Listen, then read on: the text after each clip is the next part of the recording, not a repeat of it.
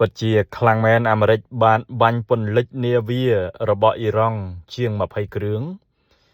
តាមការបញ្ជាក់ពីបញ្ជាការដ្ឋានកណ្ដាលសហរដ្ឋអាមេរិក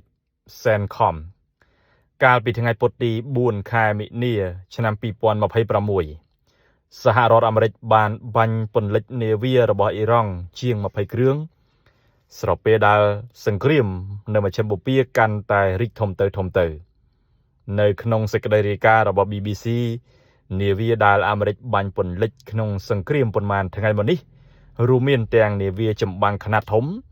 នាវាល្បាតល្បឿនលឿននិងនាវាដឹកជញ្ជូនភស្តុភារនៅក្នុងនោះផងដែរនាវា Iris Dana គឺជាការបាត់បង់ដ៏ធំមួយដែលត្រូវបាននាវាមុជទឹករបស់អាមេរិកបាញ់ពន្លិចដោយមីស៊ីល Torpedo នៅក្នុងមហាសមុទ្រឥណ្ឌាបណ្ដាលឲ្យនាវិក87នាក់បាត់បង់ជីវិតនាវានេះត្រូវបានបាញ់ពន្លិចក្បែរឆ្នេរសមុទ្រស្រីលង្កាដែលនេះបង្ហាញថាអាមេរិកកំពុងប្រើប្រាស់